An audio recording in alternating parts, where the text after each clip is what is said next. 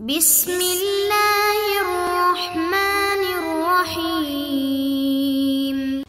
Bismillahirrahmanirrahim. Assalamualaikum warahmatullahi wabarakatuh. Alhamdulillahi wa kafa. Assalatu wassalamu ala rasulihil mustafa wa ala alihi wa ashabihi ahla sidqi wal wafa, amma ba'd. Pemirsa WLC Channel yang berbahagia dimanapun Anda berada, kita memasuki bagian kedua dari seri ibadah Ramadan. Insya Allah kali ini kita akan membahas tentang hikmah puasa.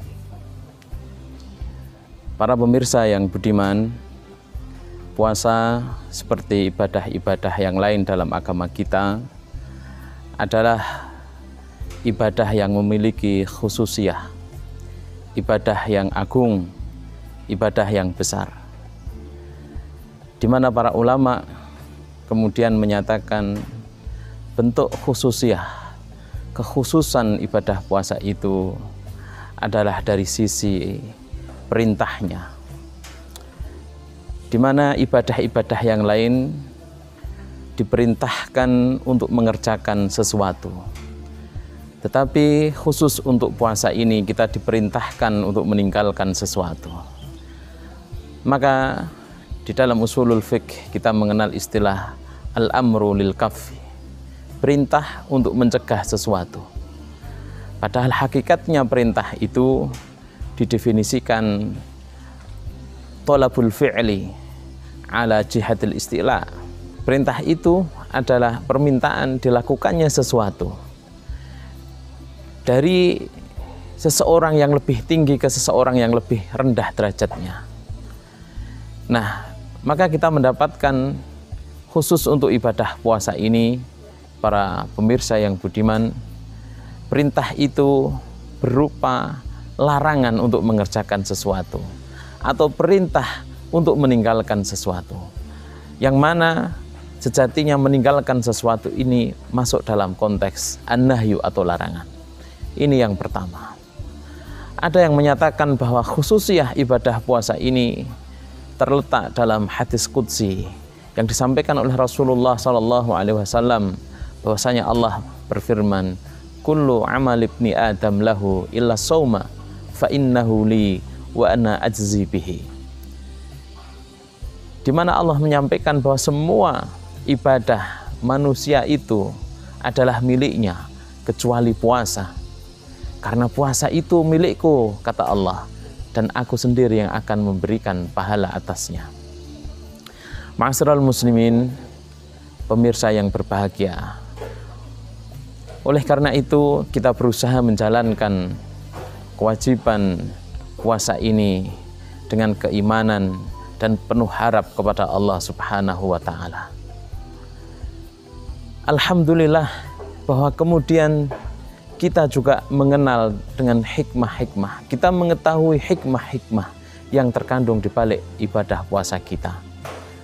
Di antara hikmah itu yang pertama adalah kebahagiaan lahir dan batin, di mana Rasulullah SAW menyatakan dalam sebuah hadisnya, lis-shaimi farhatani, idza aftara fariha bi fitrihi, wa idza laqiya rabbahu fariha bi shaumihi. Ma'asyiral muslimin, para pemirsa yang berbahagia, ini adalah hikmah yang pertama, di mana jika kita mengerjakan puasa, maka insya Allah kita akan mendapatkan kebahagiaan lahiriah dan batiniah.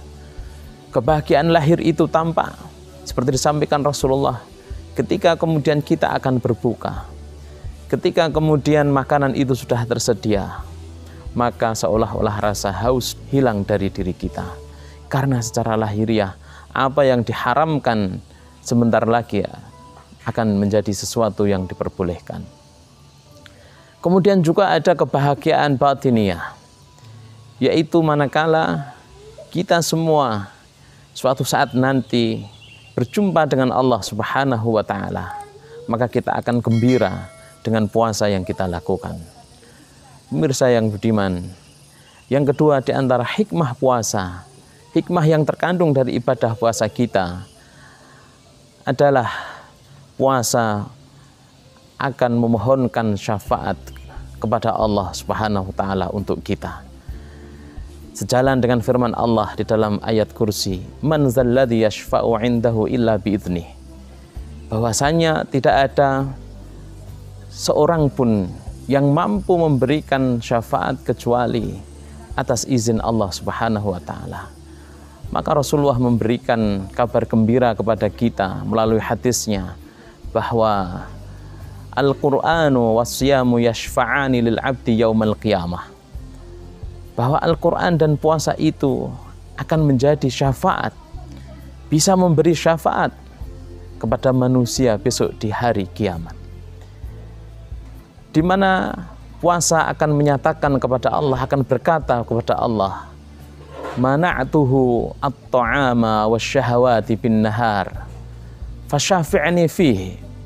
Ya Allah, orang ini telah aku cegah dari makanan dan syahwatnya di siang hari, maka berilah dia syafaat karena aku. Begitu pula Al-Quran juga menyampaikan hal yang sama kepada Allah Subhanahu wa ta'ala. Mana'tuhun nauma bil lail fasyafi'ni fihi. Al-Quran menyampaikan, ya Allah, orang ini telah aku larang tidur di malam hari, karena aku dia tidak tidur di malam hari, maka berilah syafaat kepadanya. Ma'asyiral muslimin, hikmah yang kedua insya Allah melalui puasa kita akan betul-betul mendapatkan pertolongan dari Allah Subhanahu wa ta'ala.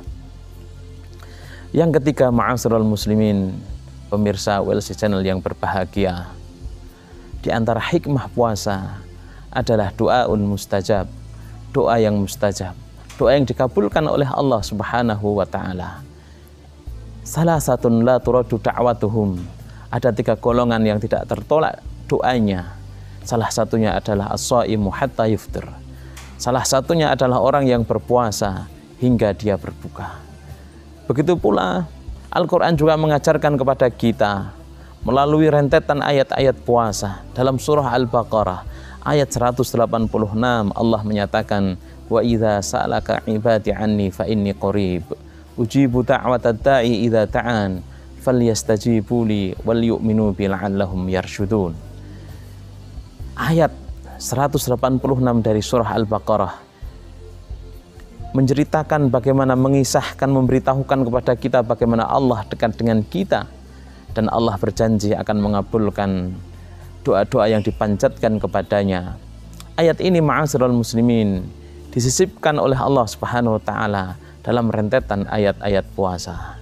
Setelah masyru'iyatus syam, setelah pensyariatan puasa, setelah fiqhus syam, setelah Ramadan menjadi bulan diturunkannya Al-Quran, kemudian Allah menyatakan akan mengabulkan doa-doa yang dipanjatkan kepadanya.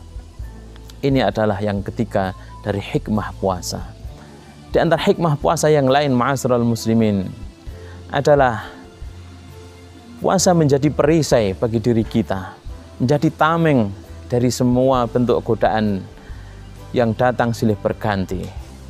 Rasulullah menyatakan, as-syamu junnatun kajunnati ahadikum fil qital. Puasa laksana perisai, seperti perisai kalian di dalam peperangan. Kenapa? Karena fa insyaallah dengan puasa kita mampu menahan hawa nafsu kita. Dengan puasa kita mampu mengalahkan hawa nafsu kita. Dengan puasa kita insya Allah memiliki tameng diri dari semua yang bisa menyelakakan kita. Inilah beberapa hikmah dari puasa yang kita lakukan, ma'asyiral muslimin, dan tentu masih banyak hikmah lagi. Semoga yang sedikit ini bisa bermanfaat, khususnya untuk diri saya pribadi, umumnya untuk pemirsa semuanya. Wallahul muwaffiq ila aqwamit thoriq. Assalamualaikum warahmatullahi wabarakatuh.